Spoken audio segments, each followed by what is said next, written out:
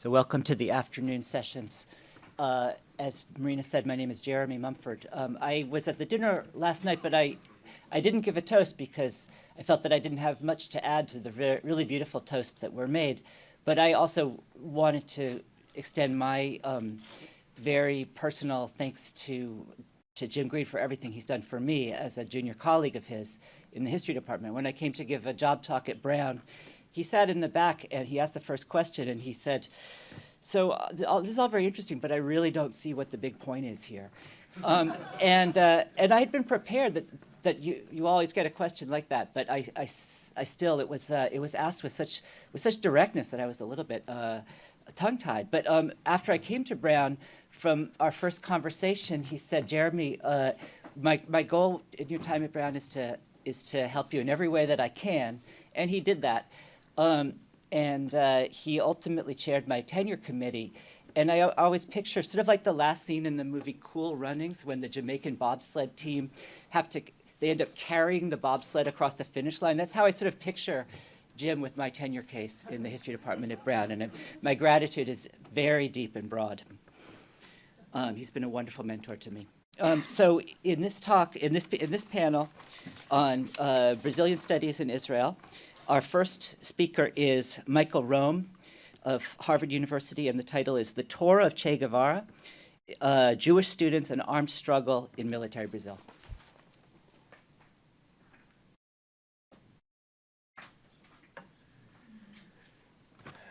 Thank you, Jeremy, and I'm going to start, as everyone has, by thanking Jim for all that he's done for my career. He's been a steady support over many years, written probably thousands of reference letters at this point. And I just really want to extend my full appreciation to that. He's been, as you all know, a wonderful mentor and really lives, really walks the walk.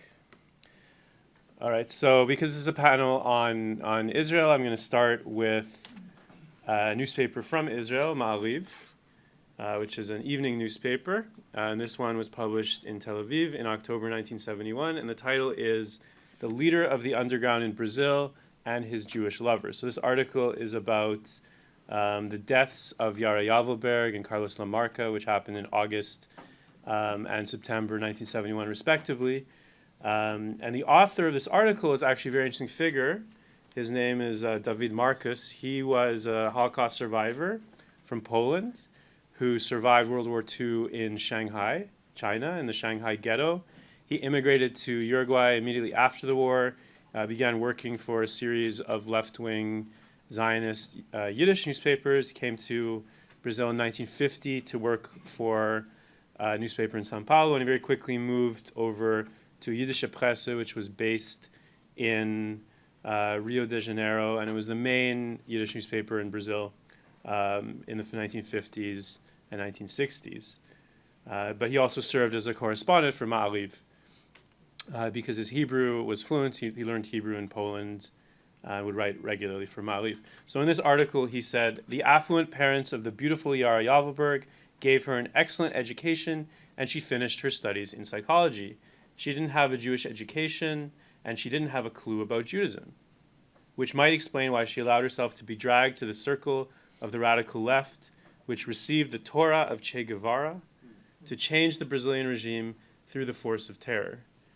And obviously, there's a lot to unpack in this article. I'm sure Jim is shocked to see how sexist and machista this article is. That's the origin of the quote.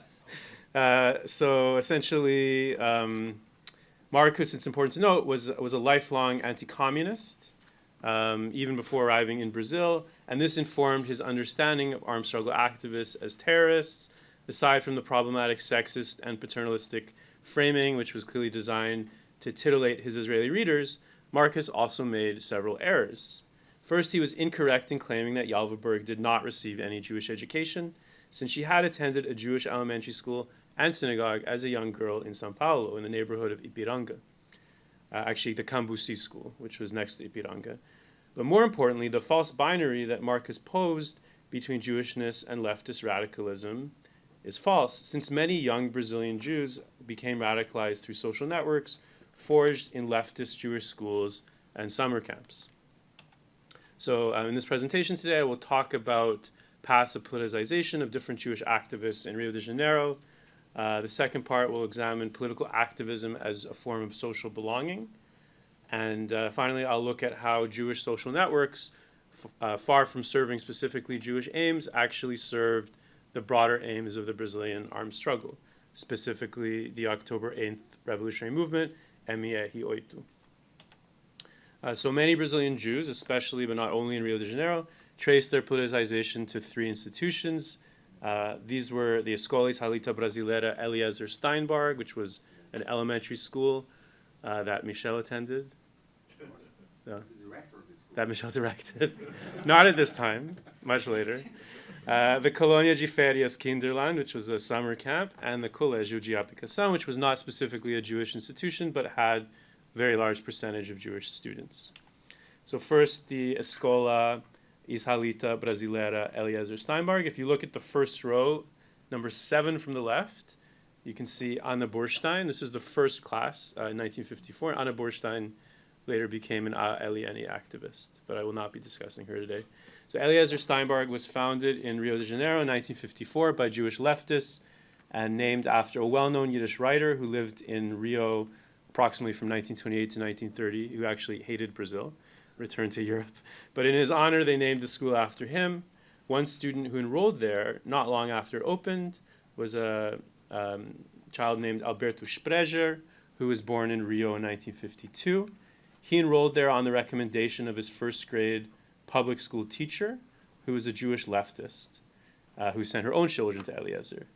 At Eliezer, he became friends with a group of students 1 year older than him. Many of them had communist parents who had named them after Luiz Carlos Prestes, who was, of course, long-serving Secretary General of the Brazilian Communist Party.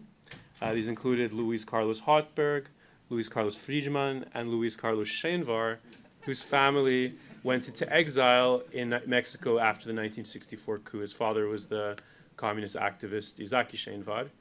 Another student, some of you may have heard of, who was named after Prestes, was Carlos Mickey Baumfeld, whose name was also a tribute to Karl Marx. Since his father's name was Luis, and Ashkenazi Jews do not name their children after living relatives, Baumfeld could not be called Luis Carlos, so he had to settle for Carlos. But his sister was named Anita after Prestes' daughter. Here we have Kinderland. After graduating from Kinderland, Sprecher and his friends moved on to different high schools, but they continued to socialize at Colônia de Férias Kinderland, a summer camp founded by an association of female Jewish communists in 1950. Here you have the first year of the camp. There they formed lifelong friendships. Sprecher and his friends formed lifelong friendships that would play important roles in their subsequent involvement in the student movement and armed struggle against military rule. By 1966, they had become an inseparable social group that held parties every weekend, attended movies and plays together, and became active in student politics through AMIS, the Metropolitan Association of High School Students. Another member of this group, Luiz Carlos Friedman, remembered their foray into politics as a group experience. It was a form of social acceptance, he recalled. Finally, the third institution is Colégio de Aplicação.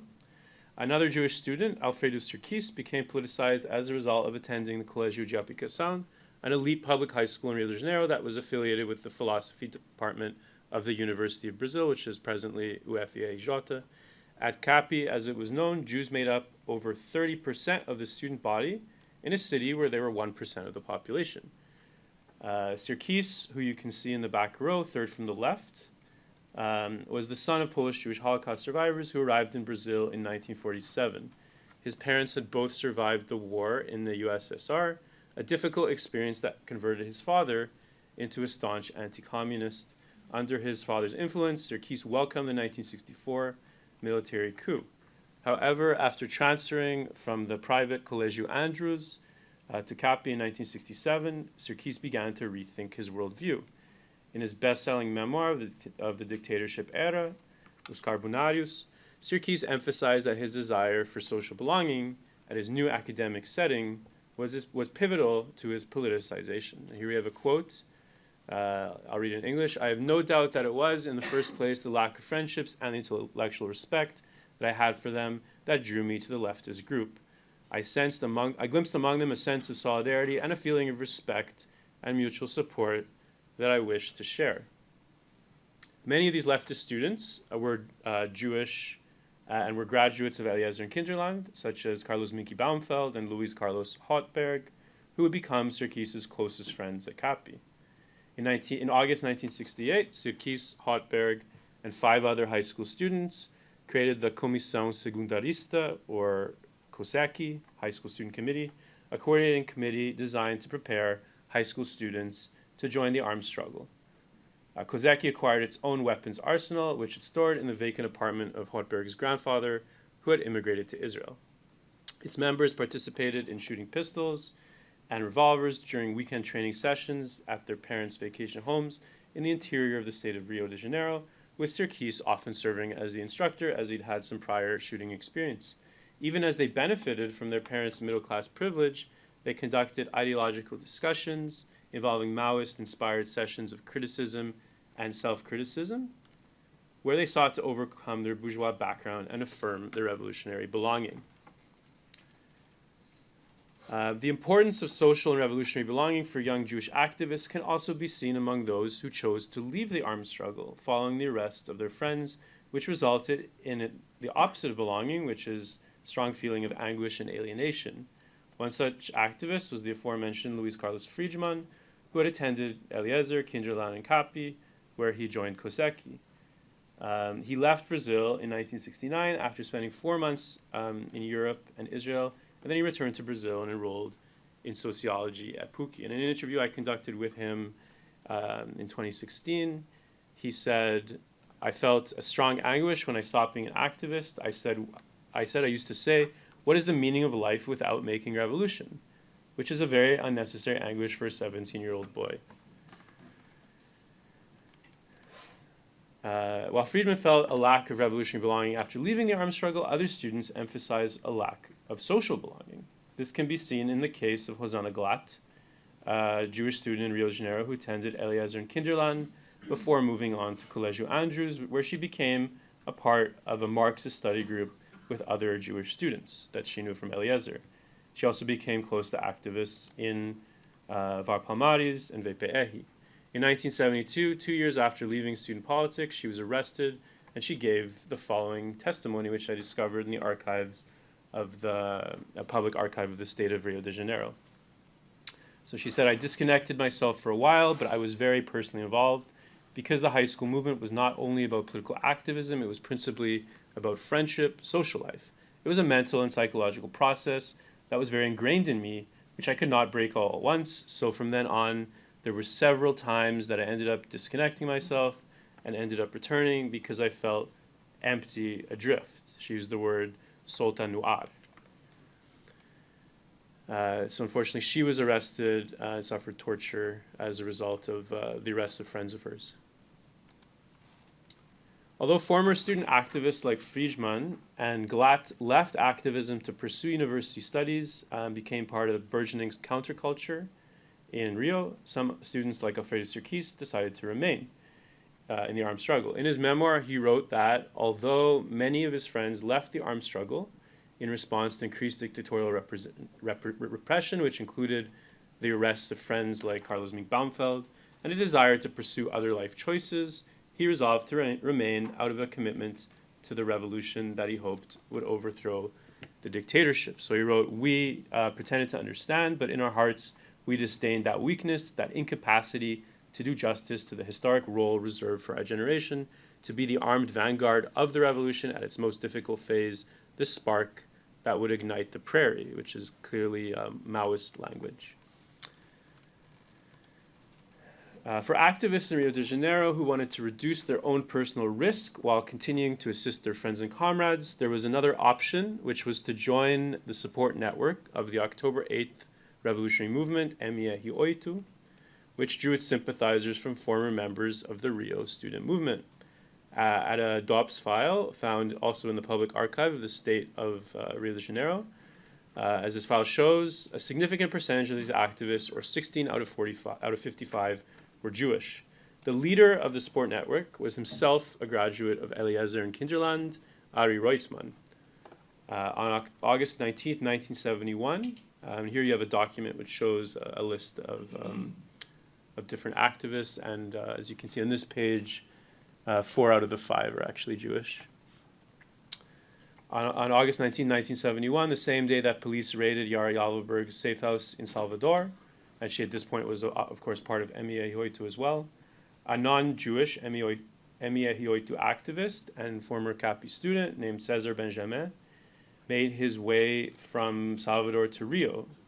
Since Reutemann was out of town, he arranged for Alberto Sprecher to pick up Benjamin from Luis Carlos Hotberg's apartment, where he had stayed for the previous 2 days. Unfortunately for Sprecher and Benjamin, police stopped their car at a roadblock along Ipanema Beach.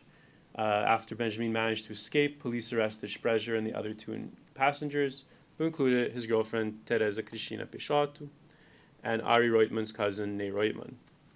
And so these arrests led to a military police inquest in August 1972, which you can see 6 out of 7 defendants and all 4 witnesses were young Brazilian Jews. So I've listed their names here.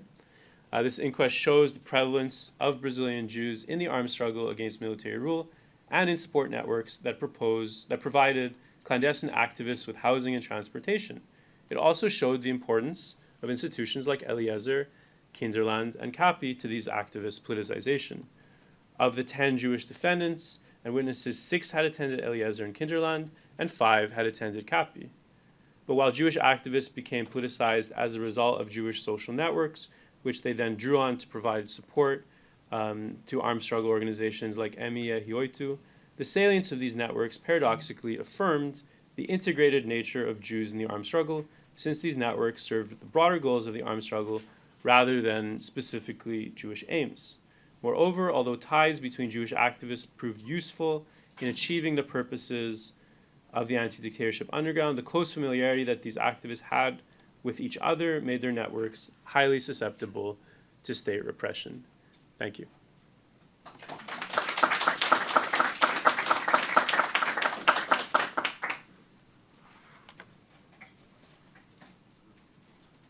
So we'll take questions at the end, as in the other panels. The second speaker is Michel Gherman, and his talk is entitled The Language of Bolsonaro.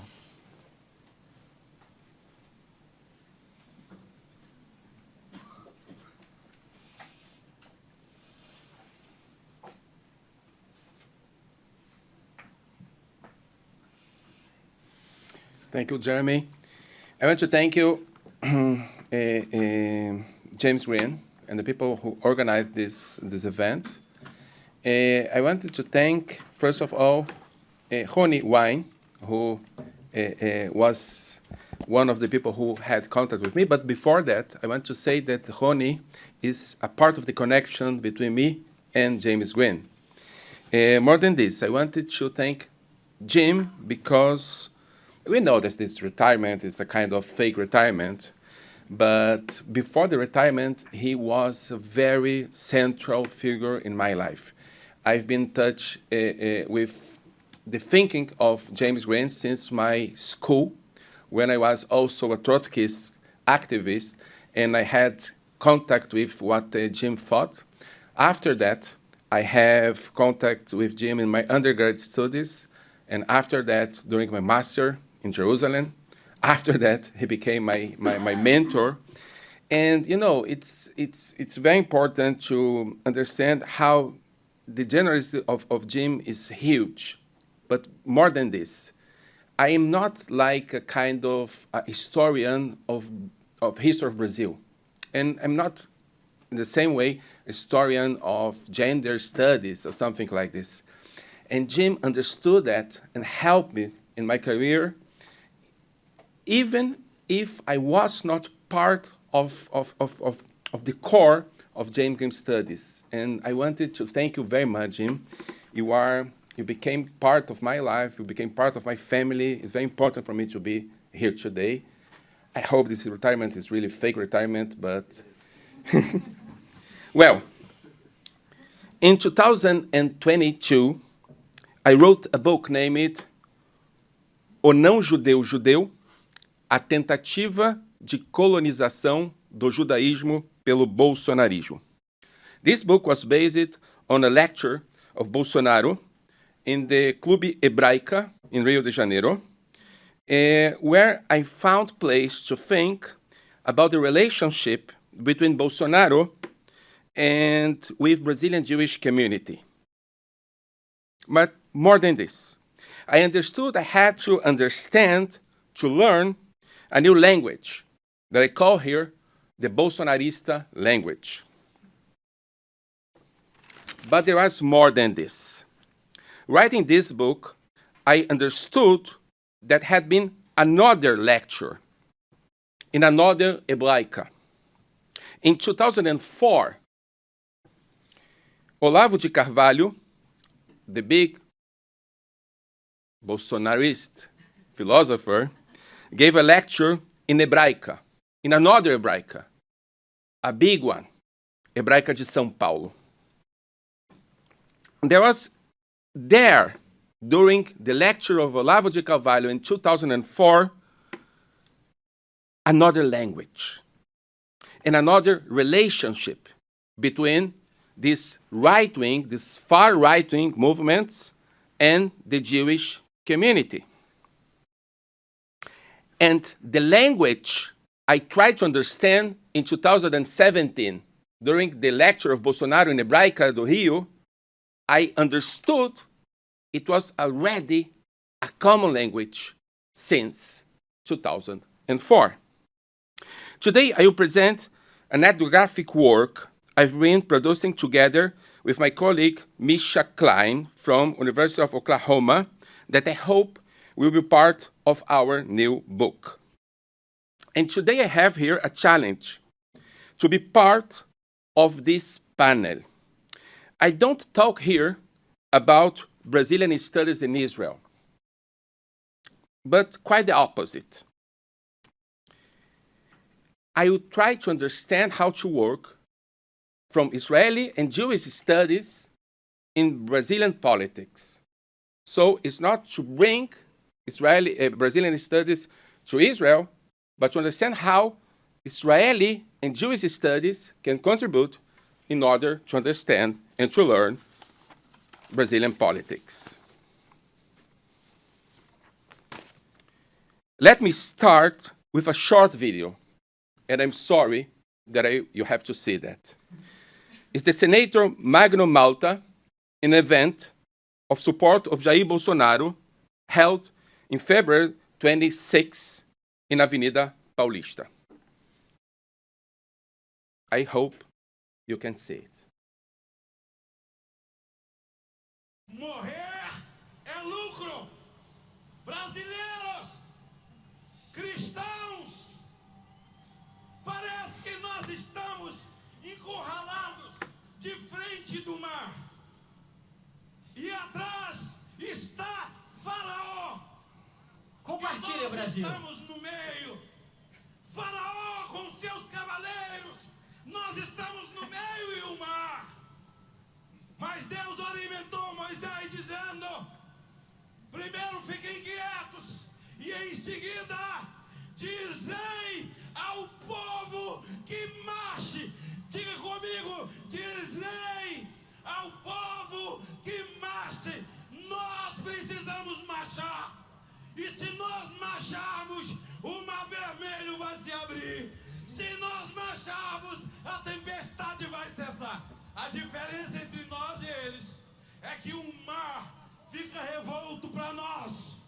Fica revolto, mas fica para eles também. Mas a diferença é que Jesus está no nosso barco. Aproveito esses últimos minutos, presidente, para te dizer uma coisa. Você nunca esteve só. Quem te escolheu foi Deus. Nunca ficou só. E nunca ficará só. Diga comigo. Nunca. Nunca. O que você e sua família têm sofrido de sandices, anarquias, sofrido fake news, narrativas. Presidente, nós estamos aqui para dizer, levanta a sua mão comigo. Diga, presidente, nós acreditamos E estamos com você. Eu sou um senador da República. Eu conheço a lei. Eu conheço a Constituição. E nunca botei o galho dentro. Eu quero falar que o Brasil precisa restabelecer o seu Estado democrático de direito. Esse país é um país que tem uma Constituição e precisa ser respeitada.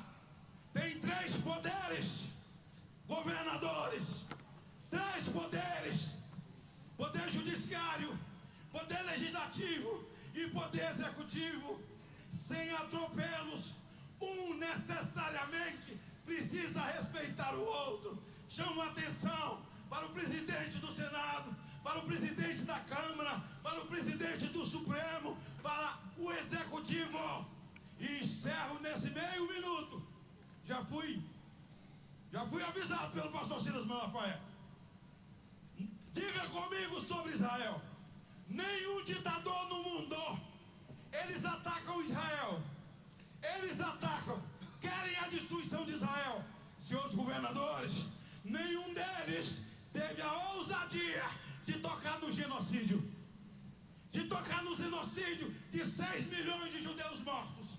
Mas aquele que hoje está na presidência da República do Poder teve a pachorra de tocar na memória dos inocentes, das crianças que morreram em campos de concentração, em mulheres, homens, 6 milhões de vítimas da ditadura de Hitler. Nós amamos Israel, nós amamos Israel. Presidente, eu quero que vocês gritem comigo e eu encerrei. Diga comigo: Brasil, nós te amamos. Bolsonaro, Deus te escolheu. Não existe homem, não existe papel, não existe força humana que possa contra o eterno. O eterno está sobre ti. O guarda de Israel não dorme e guarda você e a sua família. Que Deus abençoe o Brasil acima de tudo e Deus acima de todos. Obrigado, obrigado, obrigado, obrigado, Brasil! E agora, representando... If you can... It was hard for you? Yes. I was there. It's harder for me. Bolsonaro language, you remember? So we can describe such discourse, such speech, with some words: sacrifice, persecution, martyrdom, and resistance. There are the key subjects pointed by Senator Magnus Malta in his speech at an event that happened in February, na Avenida Paulista. Before going over the content speech itself, it's important to analyze Senator's performance. Are some points here. Magno Malta showed up on stage a kind of intruder among other VIP present people. It was like he intended to look like someone who did not belong there. However, the only speak after him was the governor Tarcísio de Freitas among religious leaders, and the only religious leader who spoke after him was Silas Malafaia, which lead us to believe that the image of intruder is part of a kind of building a narrative.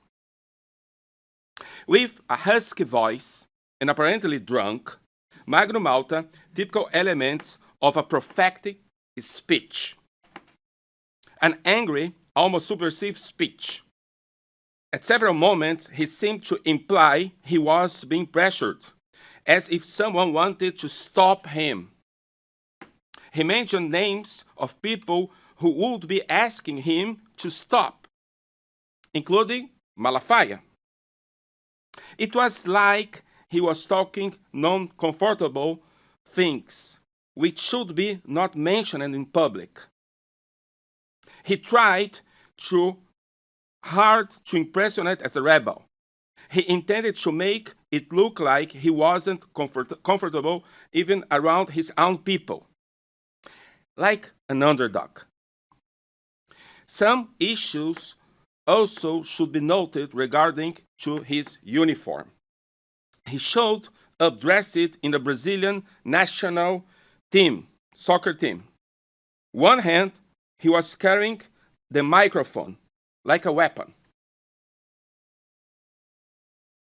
But in the other hand, he had an Israeli flag around the hand. The microphone represented a weapon, and the Israeli flag was like a shield. Magna Malta's speech was a speech of a soldier, a member of the God's army, someone who was ready to the war. He ended his speech with reference of Lula's speech about Gaza. He mentioned the genocide, which was linked to the Holocaust, and closed it with a biblical quote which mixed feelings of revenge and warning. He who watches Israel will neither slumber or sleep. In Hebrew, lo yanum velo ishan beshomer Israel. Since the event of Avenida Paulista, I've seen Magna Malta's speech has drawn little attention. And when it was brought, it seemed like something ridiculous, fanatically religious, almost funny. However, that speech was held in public, in a huge event, in support to Bolsonaro, in a place of great meaning for political memory in Brazil, and was attended by a very important public. According to research by the Quest Research Institute, the public was formed by more Catholics than evangelicals, and less people, fanatic religious, and more people that see themselves as moderate in religious aspect. The public was made not by religious people or fanatic public, but with supporters of Bolsonaro. The protested response to Magna Malta's speech was incredible. Incredible. I was there. And I saw people screaming, crying. The public seemed to pay attention to the senator every word and responded to each one of the calls of the senator's speech. Nothing seemed to compare to the durations of the speech of Magna Malta in this afternoon, except for one other speech, Michel Bolsonaro's speech. Which one? We're going to talk about that in some minutes. In this regard, I would like to focus my presentation on this point. The Brazilian political crisis needs to be understood based on this new perspective. We have a new political grammar, established as a language that's very well understood by a specific sector in the new extreme right wing. This new political code is less noted by groups that are not part of this new ideological political community. Here, I would like to present a counterpoint. I would like to talk about other political codes and another political grammar, the Bolsonaro language. We have a new political grammar where Brazil becomes a country of the new Jewish Christian civilization. In this place, the new Jewish Christian civilization is founded. A new country of the future that stands as a symbol of Christian and Jewish Christian values for the world. In this sense, the past can be replaced by an ideal, harmonious and Christian future, a new picture of the country of the future, with upcoming a strong Christian leadership, Bolsonaro, soldiers of God instead of soldiers of the army, pastors as a model of citizens would take place of the soldiers as model of citizens. We're talking about a kind of a new idea of chosen people. It's important to note, however, that the past, the new past, being brought by this far-right movement is a new proposal of past for Brazil. Not just a national past, but a Jewish Christian one. It would be a kind of imaginary Brazil that's connected to imaginary Israel, a direct descendant of the kingdom of David, a continuity with the Jewish Christian civilization. A new grammar for a new far-right movement. The difficulty in understanding this logic grammar is not something new. Professor Omar Ribeiro has been following the Bolsonarist discourse since 2016 and proposed it based on the work of Victor Kempler that Bolsonaro discourse is a new political code. We were dealing with a different political language, a Bolsonarist language. Expression were taken and used by the extreme right movements and would not be perceived by us that don't speak such language.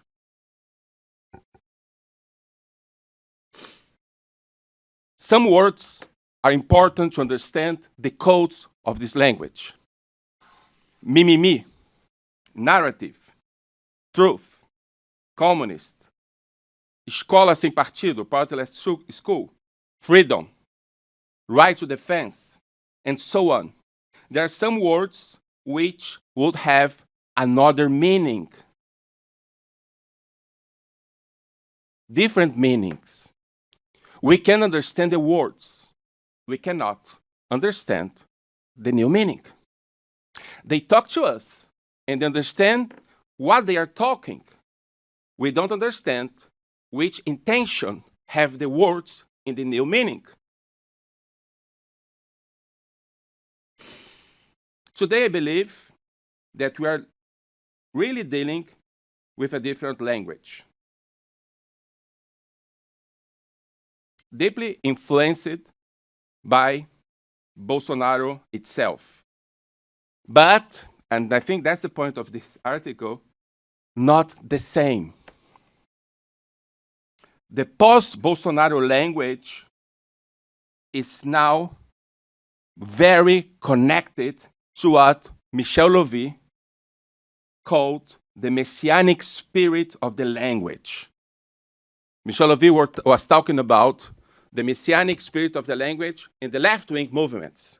I'm talking here about the neo-messianic of the language in post-Bolsonaro speech.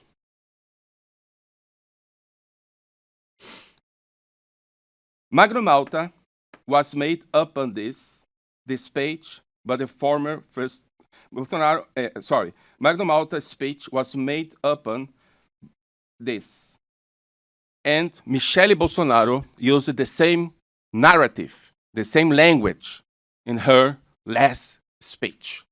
After Michele Bolsonaro, the last one to talk was Bolsonaro itself. But I have to say that much more important than Bolsonaro's speech was Michel Bolsonaro's speech. Much more messianic, much more clear, much more agenda, much more Bolsonaro than Bolsonaro itself. We're talking about a new language, not the Bolsonaro language, even not the Olavo de Carvalho language I've heard in Hebraica. It's a new post-Bolsonaro language. We're going to watch, and sorry for that, the second discourse and the last discourse of the night. Para nós mulheres estarmos à frente da política. O assassinato de reputação ele é diário, mas algo muito maior e muito mais forte nos move para que a gente continue lutando pela nossa nação. Sim, por um bom tempo nós fomos negligentes, sim, ao ponto de falarmos que não poderiam misturar política com religião. E o mal tomou, o mal ocupou o espaço. Chegou o momento agora da libertação. Conhecereis a verdade e a verdade vos libertará. Foi um versículo que ele usou em toda a campanha e eu creio que isso foi gerado no mundo espiritual. Porque eu creio num Deus vivo, um Deus todo-poderoso que é capaz de restaurar, de curar a nossa nação. Não desistam, mulheres, homens, jovens, a nossa nação. Lembra de nós, lembra dos nossos louvores, das nossas adorações. Lembra dos altares que foram levantados para adorar o teu nome e dizer que o Senhor é o Senhor do Brasil. Somente o Senhor é o Rei dos Reis. E não há portas do inferno que se prevalecerão na nossa nação. Eu louvo o teu nome e te agradeço, Pai. Peço que os teus olhos estejam sobre as nossas vidas e aqui a tua verdadeira Shalom esteja dentro dos muros de Israel. Your real shalom will be inside the walls of Israel. We're talking about a new language. We're talking about a new post-Bolsonarist language. Our task, in order to understand not this ideological current perspective, but this coherent ideological language of Bolsonarism, in order to understand the post-Bolsonarism, and is very different of the Bolsonaro as we met before that. Thank you very much.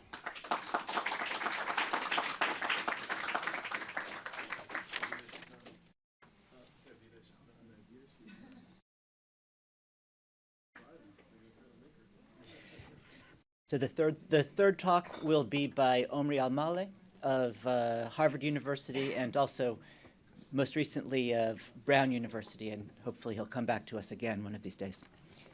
And the talk is entitled Islam in Brazil, 500 Years of Change and Continuity.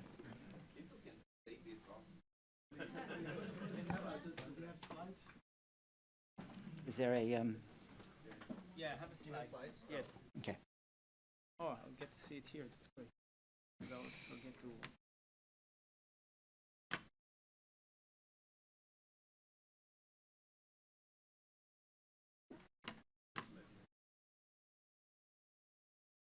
Thank you.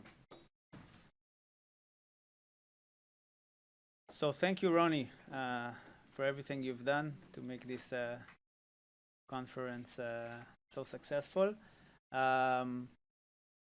I got the permission from the moderator to say a few things to Jim, so I'm going to take this stage to do that. So next year I'm going to be 40.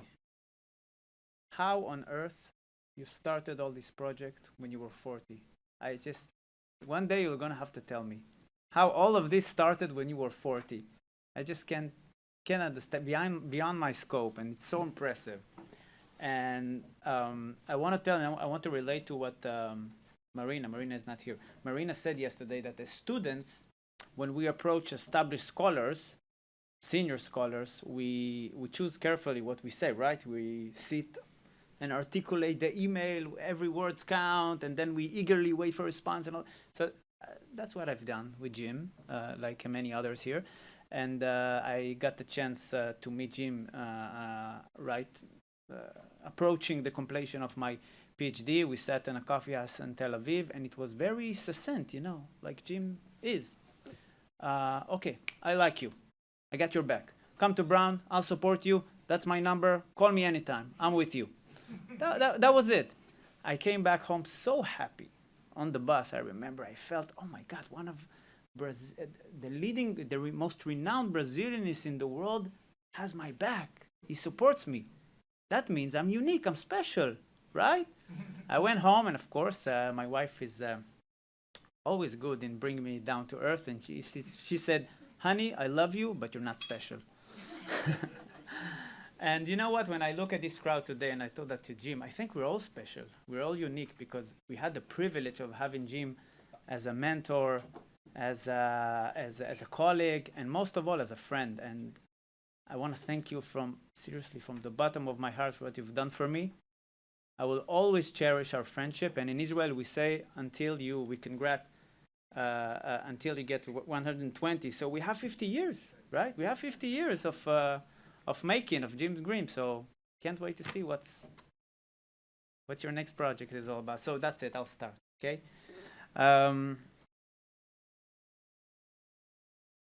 Oh, no. So 2 years ago, I was asked by Oxford Encyclopedia of Latin American History to write an article on the field of study that has only recently started to get some scholarly attention, and I'm talking about the half-millennia long presence of Islam and Muslims in Brazil.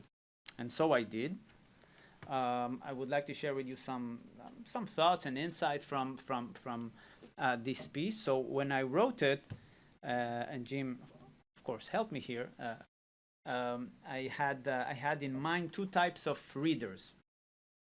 The first was any reader, general readership.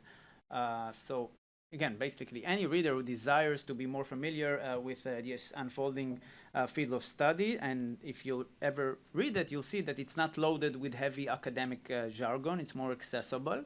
And I believe that this article, parts of it, the substantial part of it, gives a very comprehensive description of Islam in Brazil along the centuries.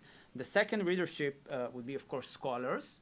And 1/3, even a bit more of 1/3 of this article provides a detailed mapping of the existing literature, resources, and archives, and even other leads for further investigation. And so I believe that scholars who wish to delve into this topic will find this kind of, I call it a manual guide, quite useful. So, as I wish not to exhaust you with heavy literature review and where to find primary resource in and outside of Brazil, we will only focus on a descriptive survey of Islam in Brazil throughout the generations. So today, although 0.09% of the total population, Muslims have been an integral part of the multicultural landscape of modern Brazil. And despite these small numbers, studies have shown that Islam has been present, forgotten, revived, and reclaimed in the chronicles of colonial and contemporary Brazil. Now, thematically and chronologically, it took shape during 4 time periods spanning over 5 centuries of continuity and change. Now, I know trying to reduce 500 years into 20 minutes would be a pointless effort. I'm aware of that. So I will briefly go over the 2 first timelines, and we will focus more on present-day Muslim communities in Brazil. So Muslim communities, leaders, popular literature, and even essays with academic signature offer documented narrative of a Muslim presence in the Americas, and particularly in Brazil, in pre-colonial times. The main line of argument here stresses that Muslim rulers of the 14th century West African Mali Empire conducted sea voyages westward across the Atlantic to explore new lands, and Brazil was one of them. This said, most scholars argue for insufficient evidentiary grounds to suppose such voyages as ever taken place. So, and in many ways, unlike pre-Columbian advocates, there is a broader scholarly consensus on the other way that Muslim presence in this so-called New World dates back to the early or late 16th century. And here it is fair to say that people of Moorish Iberia with cultural, linguistic, medical, and maritime knowledge traveled with early Spanish and Portuguese explorers sailing westward, as you see here, this Muslim marine navigator aiding Cabral, getting westward to new lands. For the most part, pre-Columbian and Moorish early contact theories in Brazil is based on random, controversial, and sometimes circumstantial evidence. However, and I think that here, that's where I bring my own contribution here to this section. I think that reliable footnotes should not lessen the importance of the attempts to recover Islamic heritage in the chronicles of Brazil and even elsewhere in the Americas. And indeed, efforts are made to legitimize Islam and Brazil as being as old and as authentic as of Christianity, if not more. Moving on. The Portuguese-Brazilian system of slavery was perhaps the epicenter of the massive transatlantic slave trade that spanned from early colonial times to the gradual abolition of slavery in the 19th century. I think this is no news to the people in this room, but what's interesting that of the 15 to 15 million West and Central Africans that were captured, enslaved, and shipped to the Americas, between 15 to 20% were of Muslim descent. Enslaved African Muslims were distributed throughout the continent, but they were more numerous, visible, organized in Brazil than elsewhere in the Americas. It is only from the 17th century onwards that the emergence of an active, albeit bonded proto-Muslim community is apparent in Brazil. And African Muslims practice Sunni, Sufi, and syncretic forms of Islam, and they did that in Rio de Janeiro, Pernambuco, Minas Gerais, Sao Paulo, Alagoas, but most importantly, it was the state of Bahia as the hub of enslaved Muslims in Brazil. The immense majority of bonded people arriving in Bahia in these periods came to be known as Malés. Now, Malé is a corruption of the word Imali. Imali is Muslim in Yoruba African language. According to the Brazilian anthropologist Arthur Ramos, these Malés were, open quote, tall, robust, strong, and hardworking. They had, like the other Muslim blacks, a small goatee, and with normal and austere life, they did not mix with other slaves, end quote. Now, without getting into too much details here for time constraints, I would just conclude and say that the gradual process of emergence, shaping, resistance, and disappearance of enslaved African Muslims in Brazil, disappearance on quote-unquote, of course, came to an end, somehow abruptive end in the late 19th century. However, its legacy and footprints are well embedded and even hidden in modern-day Brazilian society and its Afro-Brazilian cultures. Let's move on to the main part of the presentation. So it is popularly believed that in his two expeditions to the Middle East in 1871 and 1876, Emperor Dom Pedro II laid the foundations to for the later migration or migratory flow of Middle Easterns to Brazil. Not true, apparently, but I think it's a good story to begin a new chapter of Islam in Brazil.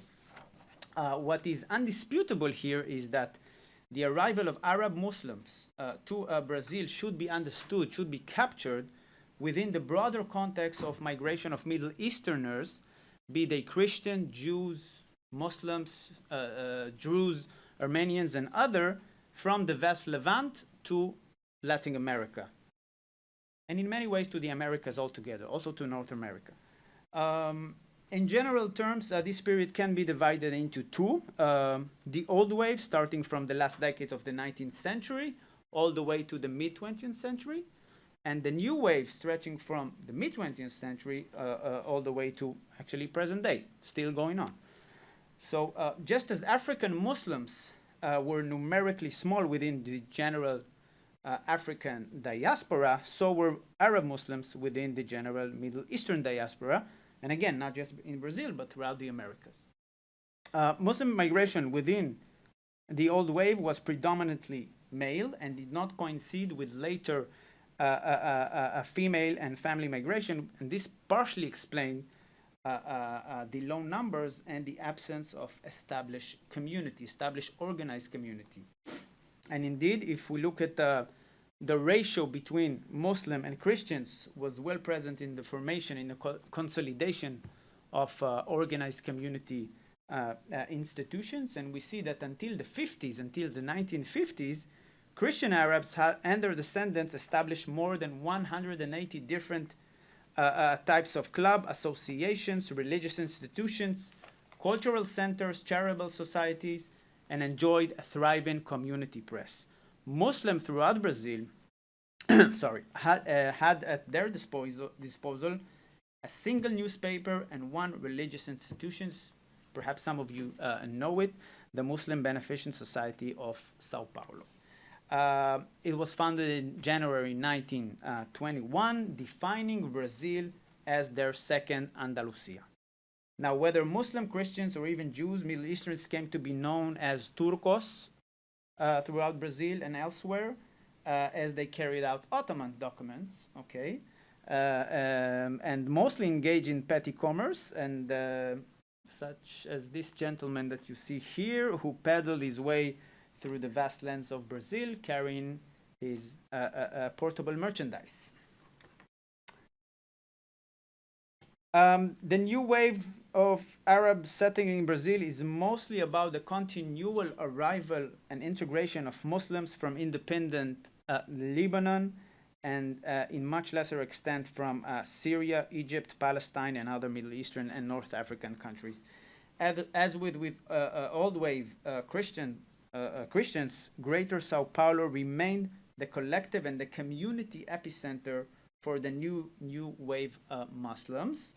However, unlike Christian Arabs, who mainly settled in the urban conglomerations, Muslims also gravitated towards the peripheries of Brazil, and they did so in most of the cases in order to enjoy or to benefit from emerging trans-border trade.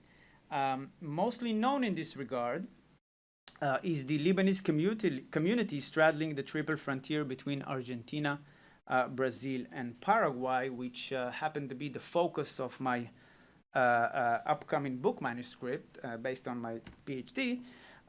So just shortly, I would say that in a matter of few decades, a small group of immigrants, Muslim immigrants from Lebanon, transformed Foz do Iguaçu, the Brazilian side of this tri-border zone, into the second largest Muslim community in Brazil after Sao Paulo, and into the largest in the country in terms of the percentage of city population, I mean per capita, city per capita. But it is more than that. It's not just expanding the boundaries of the Arab diaspora in Brazil to its frontiers, to its far frontiers. It's more than that. It's expanding the boundaries of the entire global Muslim community known as the Ummah. So if we go global, in recent decades, pan-Islamic organizations, both Sunni and Shiite, not only financially aided the construction of mosques, schools, cemeteries in Brazil, but also propagated Islamic dawah. Now, dawah, in general line, is encouraging people to embrace Islam. Now, this includes many and various ways of doing so, many strategies. And one of them is, we could see these global entities, again, not just in Brazil, disseminated a variety of sacred texts and guidebooks, translated sacred texts and guidebooks into Portuguese for the use of both Muslim and non-Muslims. We have to remember that in this stage we're talking about a third and fourth generation of descendants. They could be Muslims, but some of them, if not the majority, don't read or speak Arabic. So these translations of guidebooks and of sacred texts is not meant only for non-Muslims, but also for Muslims. The expansion of the global Muslim community to Brazil was not one-sided, and I show that in my research. Starting the 80s, Brazilian-born Muslims received scholarship for religious education abroad. They traveled to Islamic schools and university in Saudi Arabia, Egypt, Iraq, and Iran. Not only Brazilian citizens, but also Brazilian meat made its way eastwards. In recent years, I don't know if you know that, but Brazil has become the largest exporter of halal meat to the world. Halal is permissible meat in the Islamic world. Some of the Muslim institutions I've mentioned earlier and others have been issuing certificates for Brazilian industrial slaughterhouses that export meat to Muslim countries worldwide. As you see here, it says halal of Brazil, and in Arabic it says min al Brazil ila al alam, from Brazil to the rest of the globe. But you know, less, and that's something that also show in my research, the less positive aspects of consolidation of community institutions, and we see it mainly in the inter and intra-religious tensions and Middle Eastern geopolitics. Arab Muslims coming from different, well, no, I'll put it this way. In my personal research, I mean, in the fieldwork I've done, I've discovered, and again, coming from the Middle East, it was all new to me, that Sunnis and Shiites were praying together in improvised room that they rented together in the commercial hub of Ciudad del Este and the Avenida Brasil in Foz do Iguaçu. And I came to find out, you know, delving into that more during my PhD, that it happens all around Brazil during the 70s and 80s. So indeed, they acted under one roof and even prayed together. But starting the 80s, with the institutionalization of Islam in Brazil, we've begun to see how community institutions were shaped and defined by religious sectarianism. You mostly could have seen that through the Lebanese diaspora, the majority of Middle Easterns in Brazil, and the Shia and with Shiites and Sunnis. So if we go to that, we'll see that the insurmountable theological rift between Shiites and Sunnis was a definitive factor in the ultimate split among many organized communities in Brazil into two separative, distinctive, and representative institutions. Now, having said all this, I must say that with much respect to community institutions, the institutionalization of Islam in Brazil was and still is a matter of little significance for most Brazilian Muslims and their descendants. And this, by the way, also applies to other ethnicities, including Jews. And what I see is like the fascinating construct between a community, an organized community institutions and representatives, as opposed to diaspora.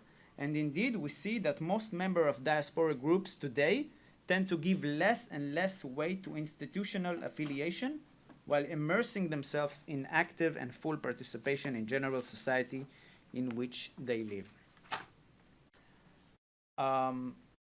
Recent decades have witnessed the rise of other fascinating configurations of Islam in Brazil. So if Sao Paulo has been historically perceived as the capital of Arab Muslim diaspora, Rio de Janeiro has become the Mecca of Brazilian-born converts. The conversion to Islam in Brazil is relatively a recent phenomenon, and adhesion to Islam in Brazil and in many other non-Muslim societies derives primarily from intermarriage, spiritual self-realization, exotic thrill, and theological and intellectual quest. Likewise, some converts, and this is interesting, emphasize their choice of Islam with anti-imperialist sentiments, something in type of global South, South-South dialogue, North-South dialogue, but all that with Islam as a banner. But that's something for a different talk, I think. But anyway, modern technologies and internet facilitate and simplify this conversion process. Cyber Islam, for example, is a worldwide and multilingual online platform of Muslim websites and social media that called for dawah. And we know what is dawah by now. And in this online platform, you could easily convert to Islam, and you do it through WhatsApp or Zoom. I mean, easy as that. In recent decades, though, this growing number of non-Arab Brazilians convert has posed some substantial challenges to the traditional Arab hegemony of Islam. Since the 80s, the formation of Arab identities in Brazil has slowly shifted from ethnic or national identification to more religious ones, basically fusing Arab or Arabness with Islam.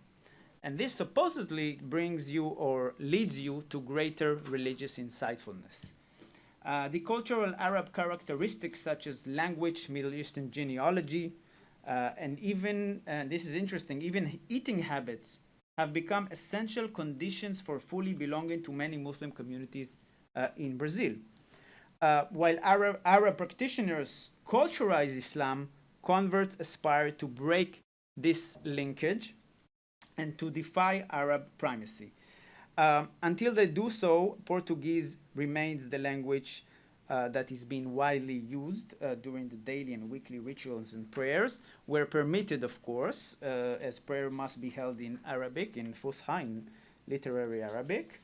But a mosque that welcomes converts would probably hold traditional Jum'ah khutbah, the Friday sermon, in Portuguese with a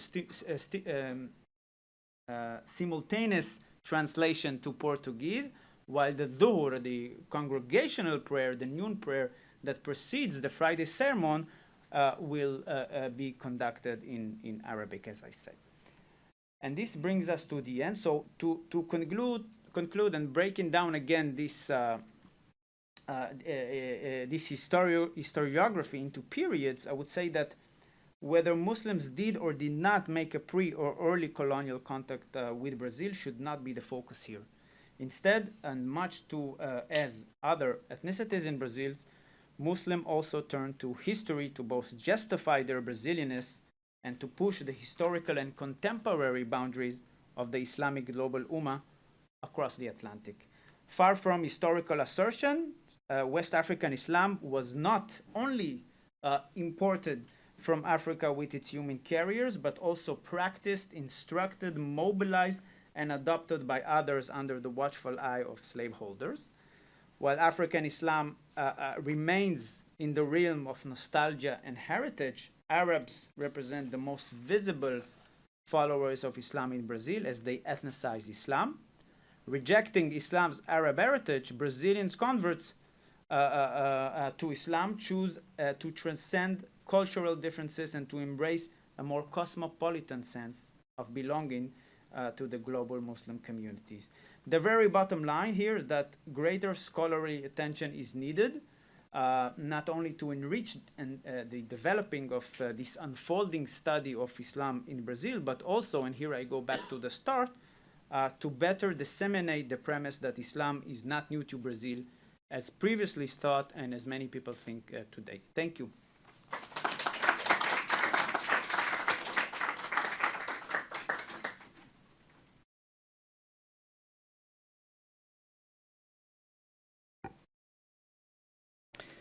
The final talk in the session is by Roee Ben Sira of the Jerusalem Academy of Music and Dance. It's entitled The Case of Brazilian Choro in Europe, To Be a Brazilian or Not to Be. Do you have slides?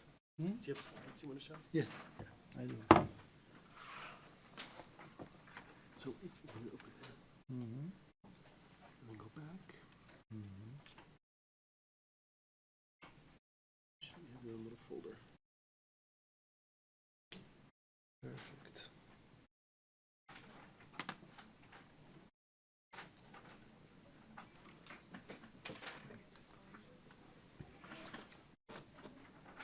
Good afternoon, everyone. I already made my thanks at the concert on Sunday, but I just say that I'll just say that I feel very lucky to be here. It has been very emotional. James Green impacted my life and my career, especially my academic career, and has been a friend. And it was overwhelming to see how many other students, other people, people's life you affected and promoted, and I thought I was special. Anyway, I'm very thankful that that's also very Jim, that he kind of allowed me to be here with my both hats, the hat of the musician and now the hat of the scholar. So yeah, I'm going to speak about music. I'm sorry, I feel like everybody has these talks that are presentations that are very socially engaged, and I'm talking about culture. I'm talking about people who likes to play Brazilian shore. So I'll start. So in his book, The Music of the Other, Laurent Bert describes how musicians who try to master a music which is not their own have to deal with the myth that one must be born into a culture to master its music. As an advocate of the concept of bimusicality and learning from the inside, Aubert recommends foreign musicians to pay prolonged or at least frequent visits to the music's country of origin. As he puts it, frequenting the same places as qualified traditional masters will contribute to the development of a favorable mimetic process for the assimilation of aesthetic nuances and socio- or ethno-psychological implications of the musical expression in question. I want to invite you to join me in a famous Roda de Show at the BP bar in Copacabana, Rio de Janeiro, where the crucial mimetic process mentioned by Aubert comes to life. From time to time around midnight, during the regular Monday and Tuesday Shoro nights at BP, the locally famous Kazula shows up. Kazula, a revered 7-string guitar player who played with all the Shoro greats back in the days, including Pichinguinha, by the way, is immediately offered the best seat in this small joint, and all eyes turn towards him. He scolds other musicians when they make mistakes, but he also teaches everyone how to play the music right. When he wants to teach, he raises the neck of his guitar to the center of the table, plays louder and with exaggerated expressions, directing the attention of the other guitar players to his left hand so they can follow the chord progressions, which are usually a bit more complicated and accurate than the ones they are playing. This illustrative way of playing used by Kazula exemplifies the essence of the indispensable informal learning inside the Hoda. The Hoda is the circle of musicians. Looking at the hands of the experienced musicians while imitating what they do has proven to be an effective way of learning across many generations of Shoro musicians in Brazil. It is oral visual musical transmission, if you want, in action. For an eager to learn gringo, participating in an encounter such as the one described here is a priceless learning opportunity, a potential door to the most desired assimilation process. This presentation outlines emerging exceptions to this classic ethnomusicological approach. New strategies that are used nowadays by musicians in Europe who try to learn Brazilian Shoro music. It is based on a fieldwork carried out in Brazil and in 13 European cities between 2014 and 2018, fieldwork that included participating in dozens of Shoro gatherings and interviewing 65 professional and amateur musicians. Being a pianist who has been playing and composing Shoro for many years, I conducted this ethnographic research from the vantage point of a participant observer. I will focus today on two of my European interviewees, two brilliant musicians who both play the 7-string guitar. yet exemplify radically different approaches to how to learn this music.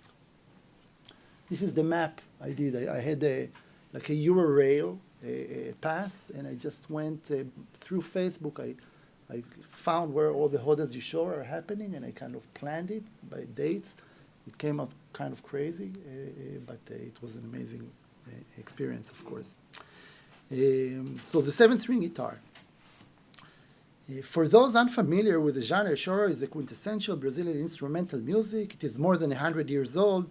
Rooted in European 19th century dance music, choro maintained throughout its Brazilian history the European musical forms, tonality, structural symmetry, and harmonic design. All these attributes are familiar and attractive to Europeans. They sound familiar to them, and thus facilitate their path to choro.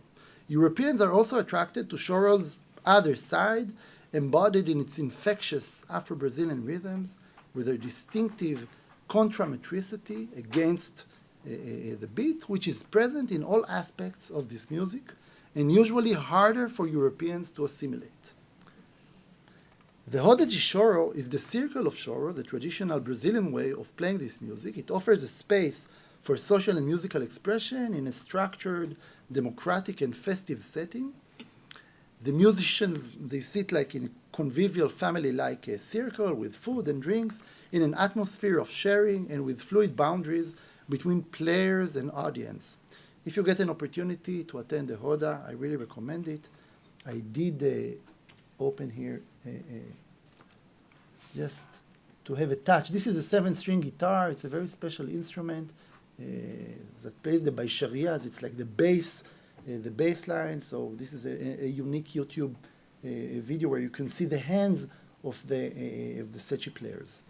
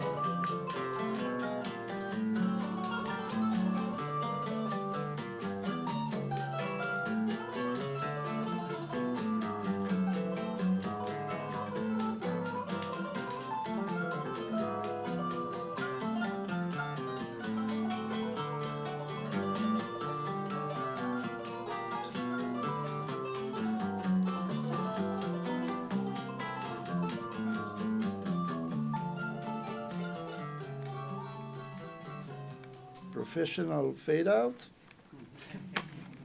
And let's go.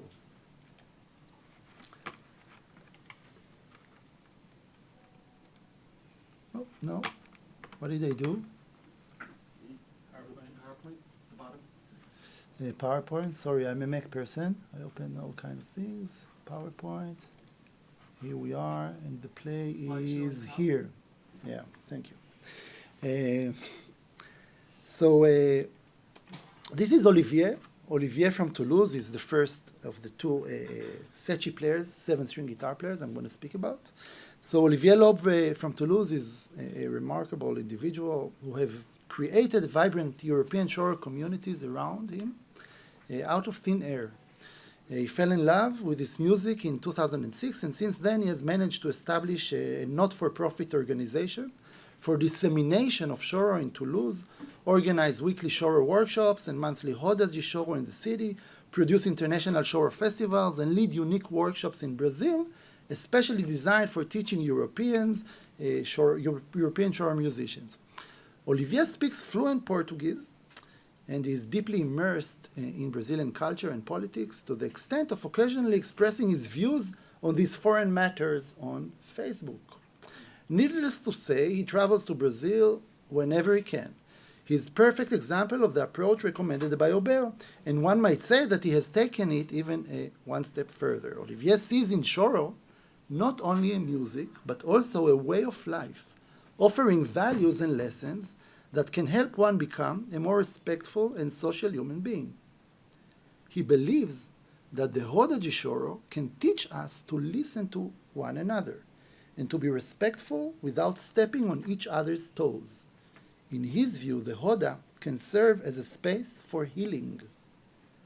He considers the Brazilians experts in listening to and getting along with each other, and believes Europeans can learn these sensitivities from them.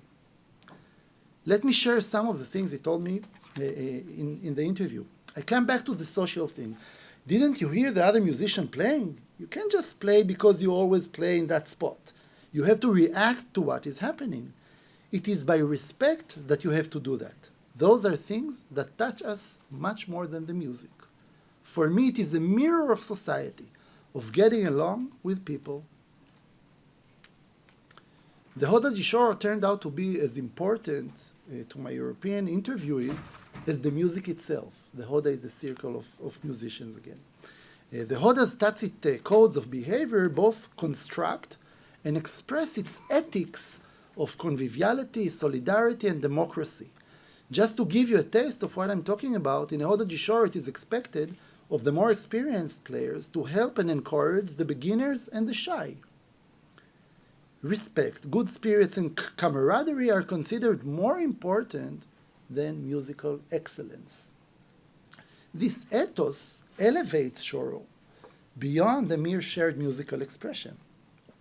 Adopting this ritual from somewhere else, it appears that Choro enables Europeans to get out of themselves and become closer to who they want to be. Choro is clearly not a part of their musical heritage, yet they protect and promote it with a revivalist passion, as if it is their own. In a way, they Brazilianize themselves. Olivier is not alone. Many European Choro aficionados are in search of this intangible essence of Brasilidade as a key to learning Choro and as a way of being. Just saying something, I wonder if like a lot of the scholars here that are not Brazilian but are very deeply into Brazilian studies feel some of this, it rings a bell for them, right? Maybe I ask you the question at the end. So now I would like to present a striking exception to this way of learning Choro. The first time I met Hartmut Breyer, another key figure in the European Choro scene, was in the summer of 2013 in Berlin. We played the lively Choro Shegay. I arrived by Pishinginia, and I remember thinking how good of a Choro musician this European guy is. When I interviewed Hartmut, I was surprised to learn that he had never been to Brazil. Moreover, he was not in the least interested in going. When I asked why, he replied, "I want to do it my way. I don't need the inspiration of the country. I don't have to be in America to know what jazz is. Hearing the music, hearing the records, the album is enough.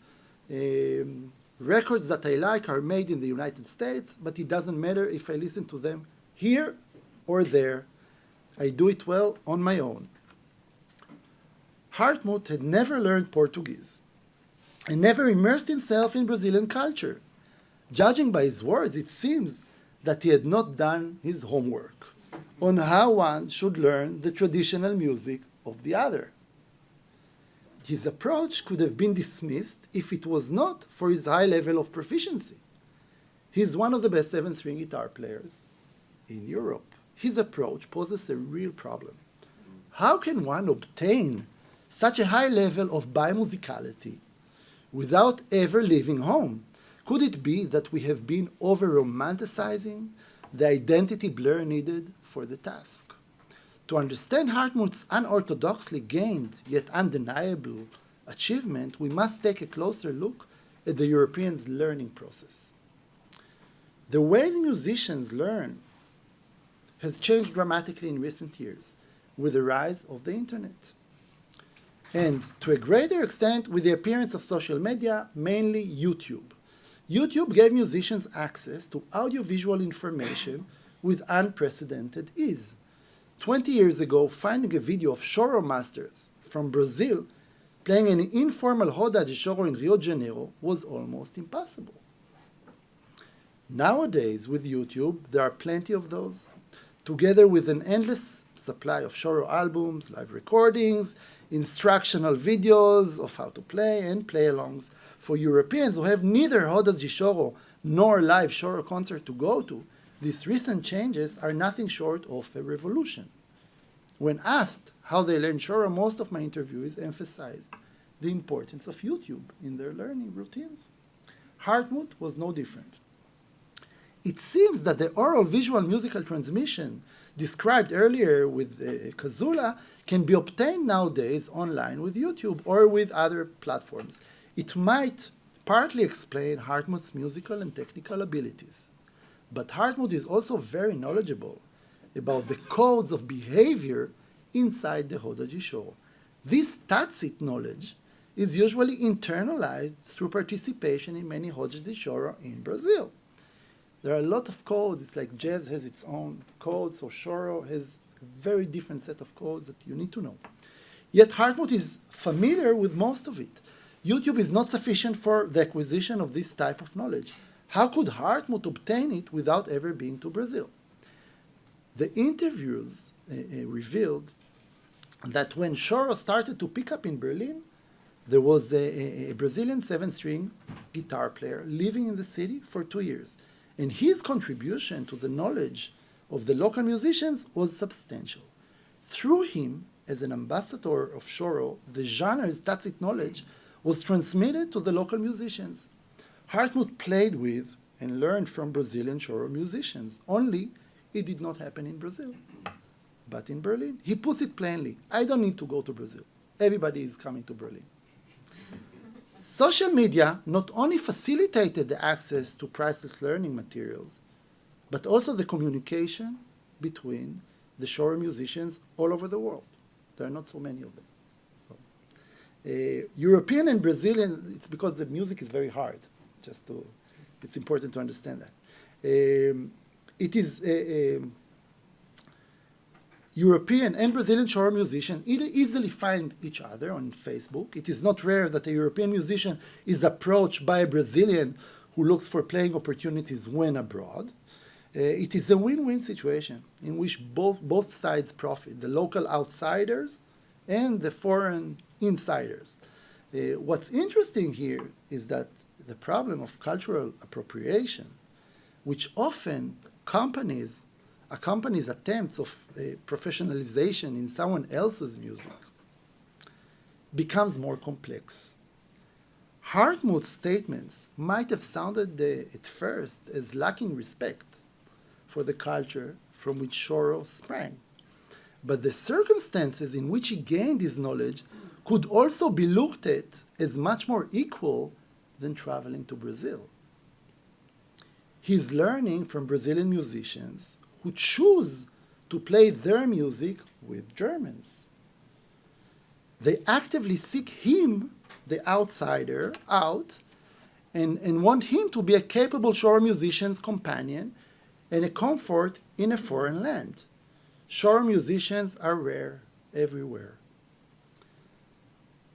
Setting aside for a moment the resolving of the ethical implications, it seems reasonable to say that Hartmut challenges Auber's assumptions. While Auber's description remains true and important, there are striking and effective alternatives that help us think about learning the music of the other in new ways. It is also important to note that while Olivier and Hartmut approaches are very different, they are both made possible by the technological novelties of the 21st century.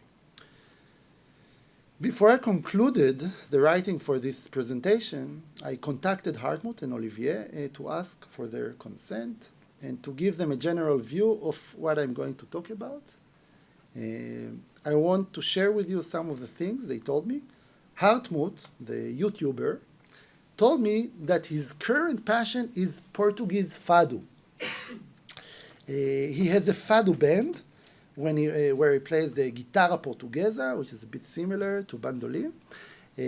When I reminded him of what he said in 2016, he laughed and told me that while traveling to Brazil to learn Shoro is indeed unnecessary, to learn guitarra portuguesa properly, one has to be in Portugal. I'm still not sure what to make of it. As for Olivier, during the epidemic, he spent even more time than usual in Brazil and started a photography project. He has been taking professional photos of show musicians all over Brazil, photos that are available for their professional use for free. He told me that he is happy to give these Brazilian musicians something back. Thank you.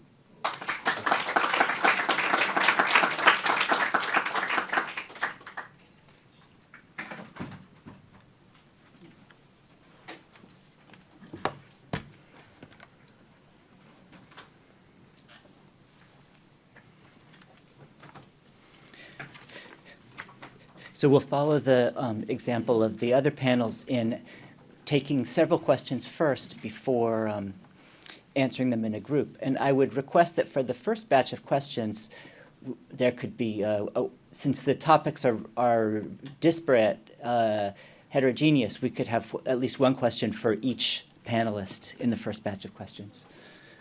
Would anybody?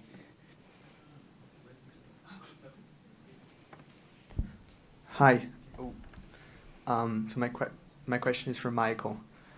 Well, first let me say that although not as famous as Gherman and others, I'm also a graduate of ElMaleh and Kingdom, and that's where my question is coming from.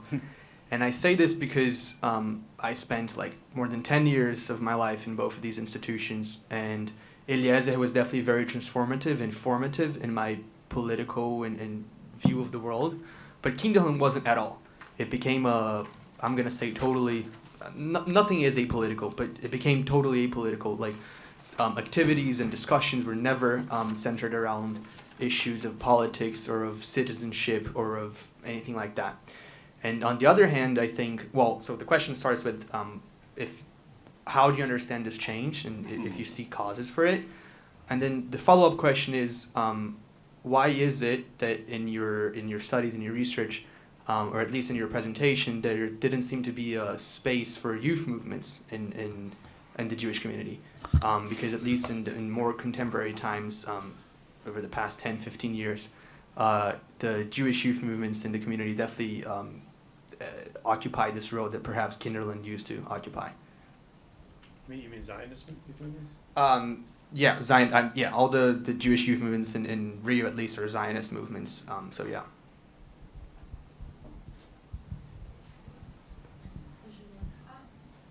Sorry. Well, I really want to thank all these presentations. They were really interesting, and I got to learn so many things. And I want to thank especially Michael. Michel. Gherman. No. Michel. Yeah. Yes, Michel. Michel. Sorry. For showing some painful things, which I was trying to point out to some of that yesterday in my speech. I don't know if I managed, and you illustrated and you presented some of those videos that are so important for us to keep track of those things as they're happening. And I was a bit looking into the work of a professor of international studies, I think she's at York University in Canada, Professor Sabine Dreher, and she's talking a little bit on kind of like the new political language that you're talking about. Like she's focusing a bit on a fundamentalist neoliberalism, kind of discussing a bit of a resurgence of power, trying to gain power through religious frames.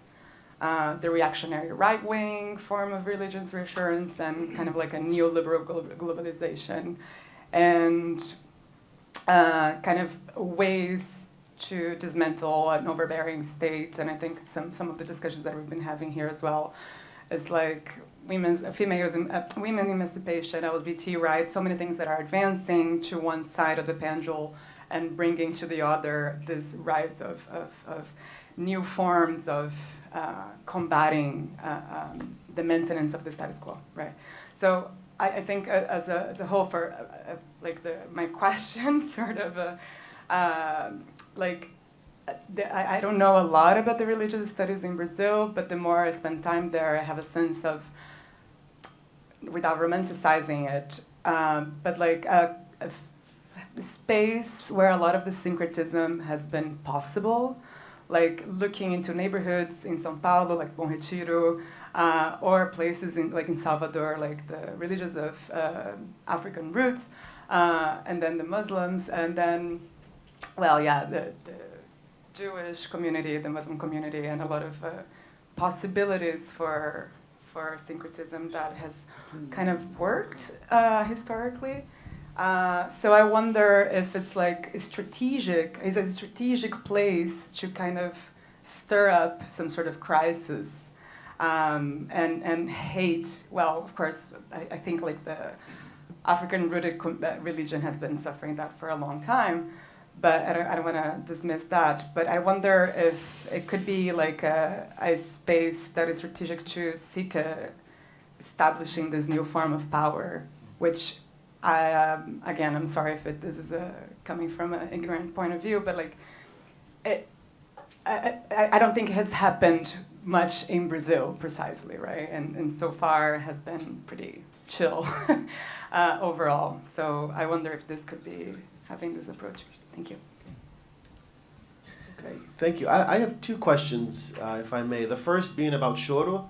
There was something almost, I think, sweet and romantic about the fact that these are people coming to Brasilidade from a place that seems almost outside of time. And I was just curious, in this era of polarization, of, you know, one of the things that one hears about Brazil outside of Brazil in recent years is, you know, inherently political. I mean, you know, Bolsonaro, the Amazon, you know, these kind of catastrophic stories. And I was hoping you might address sort of a little bit specifically whether that is observable in these rodas de choro outside of Brazil.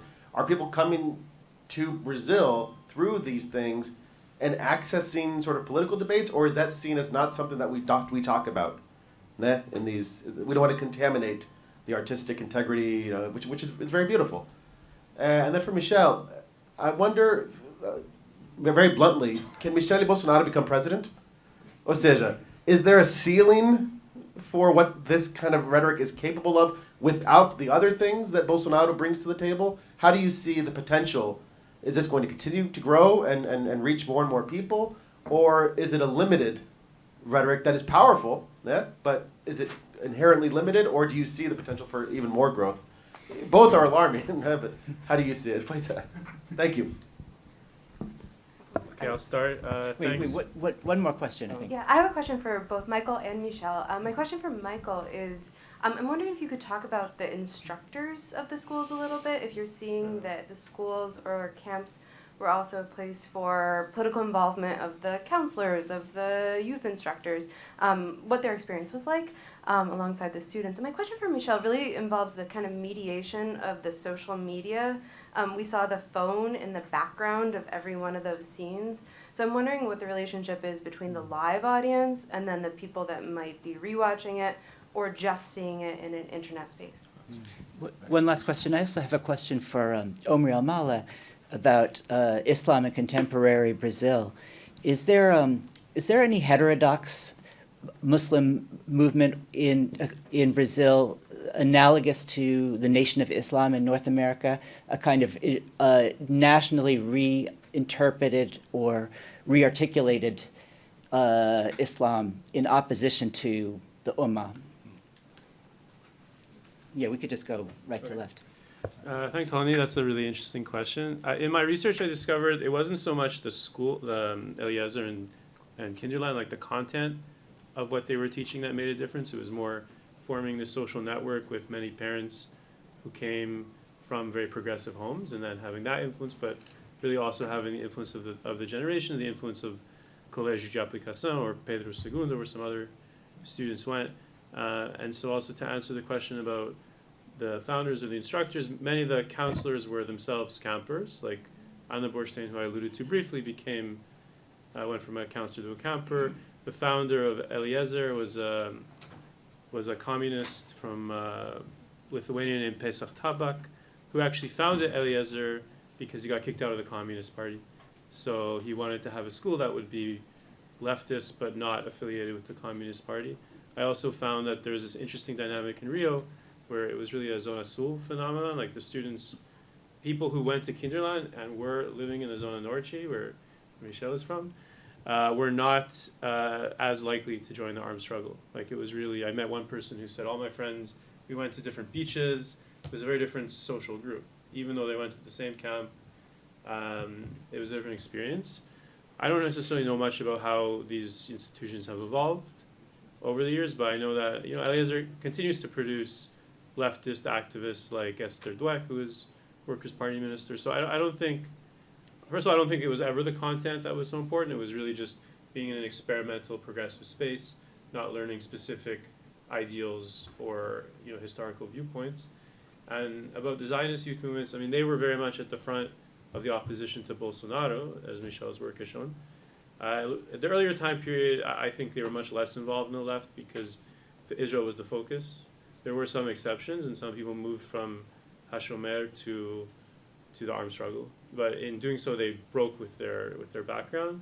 And there's a really interesting movement that I think is not very well studied, which is called IMI, which was a Zionist, independent Zionist youth movement that only existed in Latin America, that went from the right to the left and became very active in the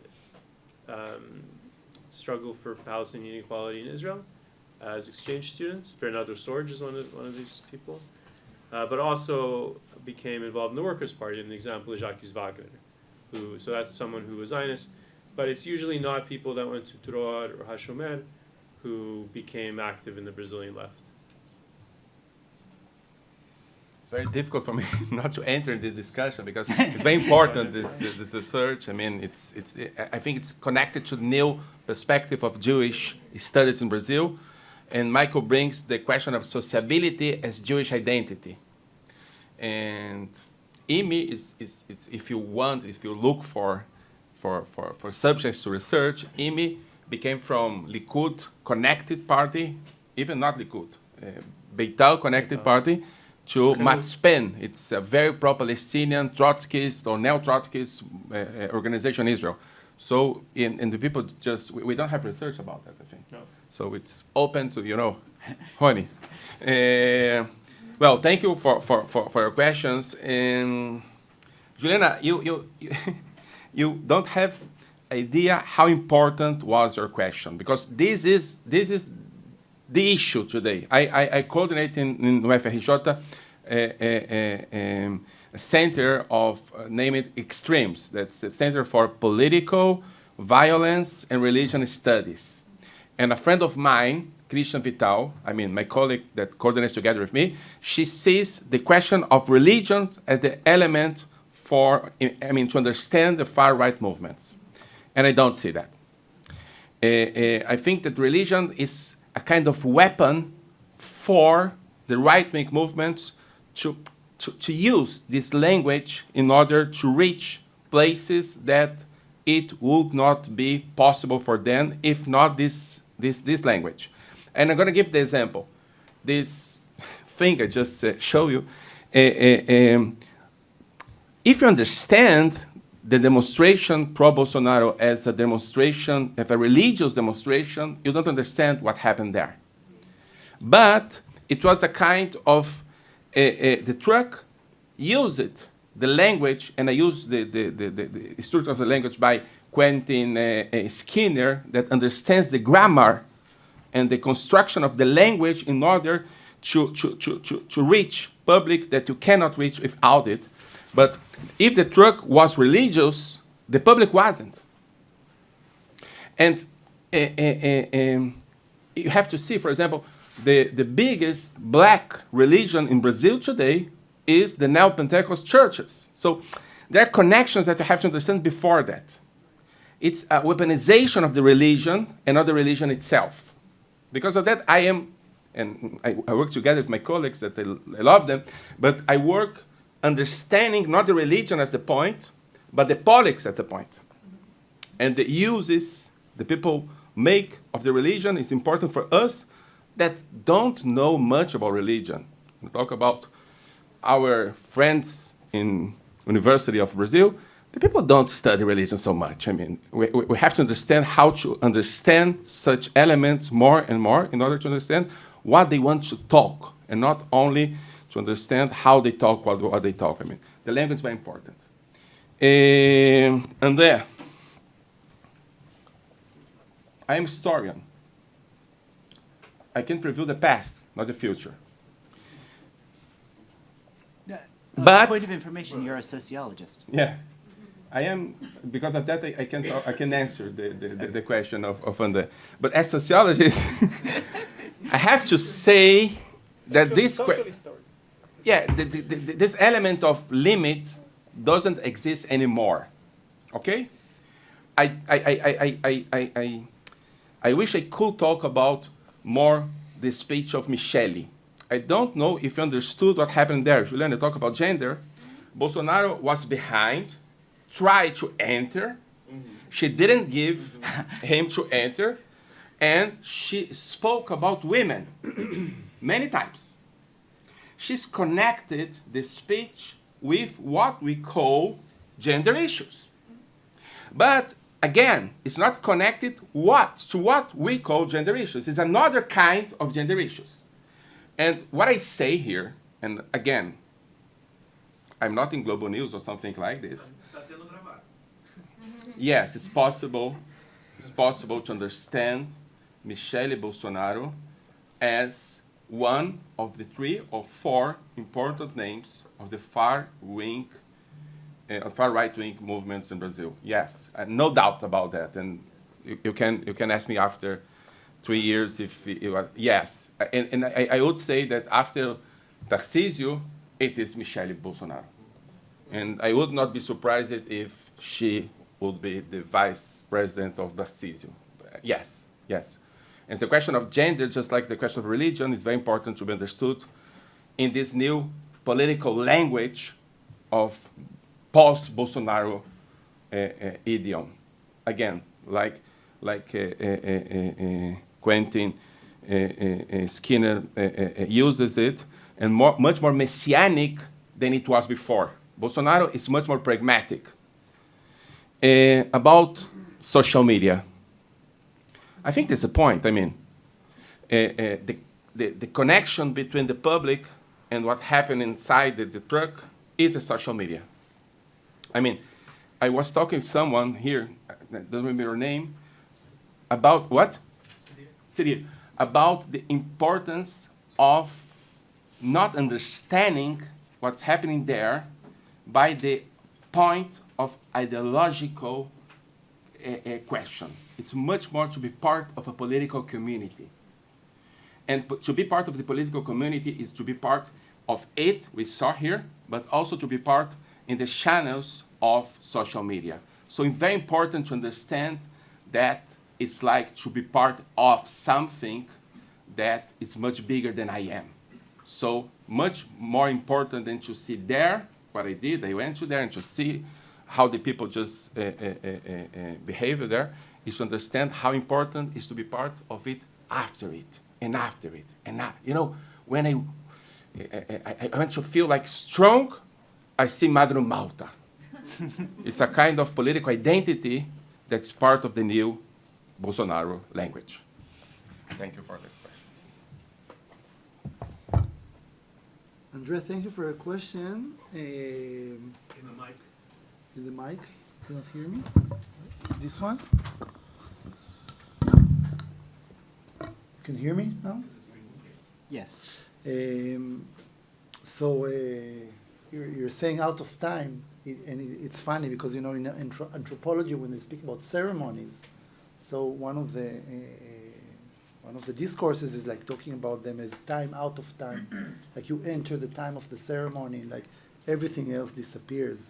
And of course, the Hoda de Choro is like an island of sanity. You know, people sit, drink beer, food. You know, look at each other's eyes and play music. Bolsonaro. Forget Bolsonaro. Yeah, in Europe not so much, but yeah. But of course, it's not sterile in any way. So first of all, in the Hoda, they talk about everything and also it's allowed to speak even when you're playing. That you can play and then you're saying something or you stop and teach. I mean, it is the social is before the musical, but of course immediately I started thinking of what you said, and three things came to mind. The first one is Olivier that I spoke about, that Brazilianized himself, a little bit like me, maybe, speaking Portuguese, going a lot to Brazil, making my Ph.D. about, Brazil. A lot of people are always astonished what the Israeli guy from Tel Aviv is doing, playing and researching music from the other side of the world. And so his Facebook posts that I mentioned before are exactly about these subjects, which is, I share a lot of the things that my Brazilian friends put on Facebook, for example. So yeah, we are also kind of ambassadors, being there and being a political activist, social media activist, in a very small scale, but we are kind of an ambassadors of the political issues in Brazil. That's the first thing that came to mind. The second thing was BP BP, which was the bar in Copacabana that I showed. So BP BP was run for many years. It just died recently by Alfredinho, which was like it's a unique place. This guy is sitting there. People drink their beer. Nobody pays for it.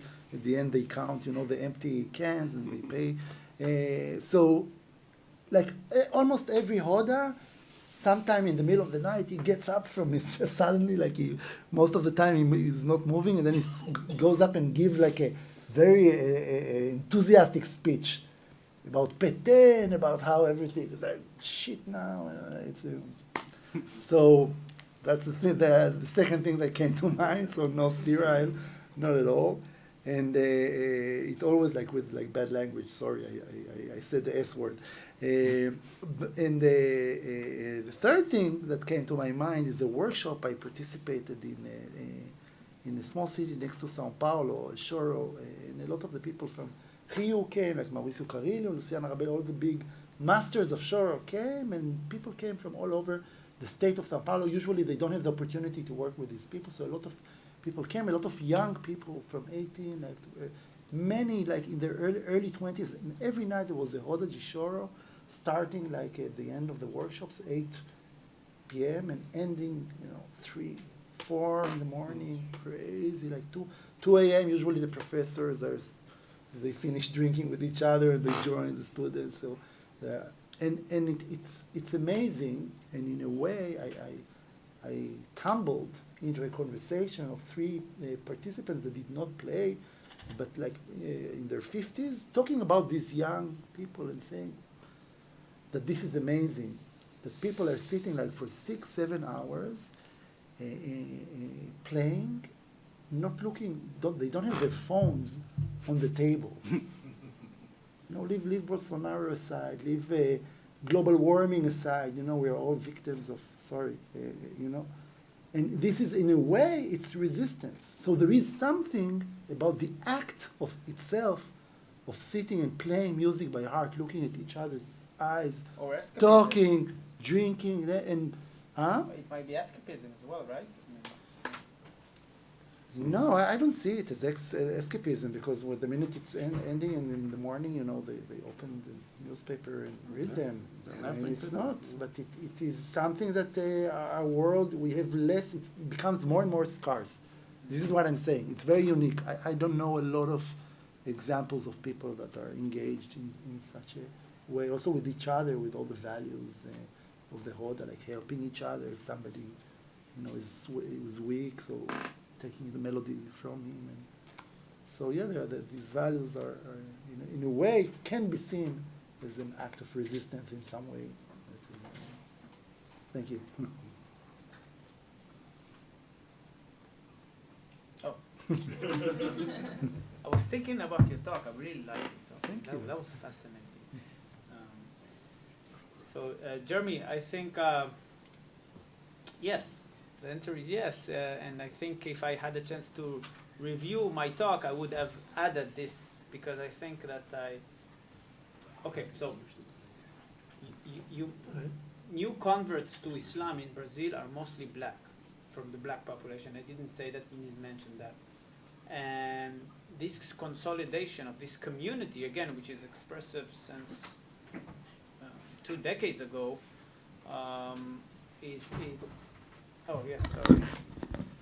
stands on 2 legs, right? First, the necessary process of de-ethnicizing the Arabness of Islam. It's necessary. It has happened in other places in the world, okay?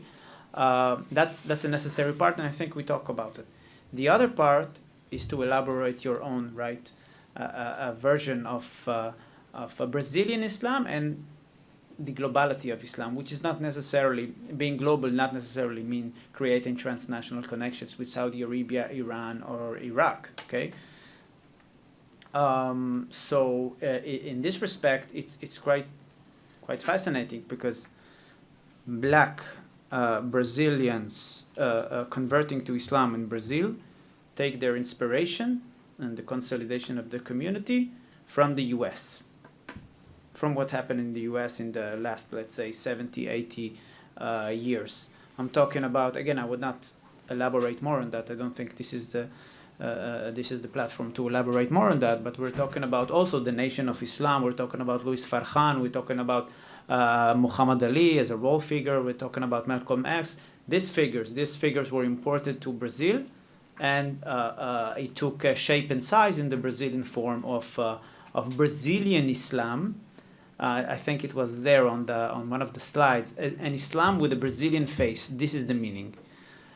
And again, with the integral and important and necessary process simultaneously of de-ethnicizing Islam.